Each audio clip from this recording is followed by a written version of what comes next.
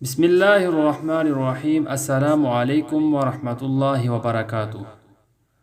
حضرت انس رضی اللہ تعالی عنہ بیان کرتے ہیں کہ نبی کریم صلی اللہ علیہ وسلم کو ایک مرتبہ اونگ آ گئی، پھر آپ صلی اللہ علیہ وسلم نے مسکرا کر سر اٹھایا تو صحابہ کرام رضی اللہ تعالی عنہ نے پوچھا، اے اللہ کے رسول، آپ کو کس چیز نے خوش کیا؟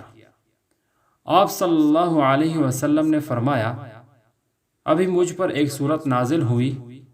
پھر آپ صلی اللہ علیہ وسلم نے انہیں سورۃ الکوثر کی تلاوت کر کے فرمایا، جانتے ہو کوثر کیا ہے؟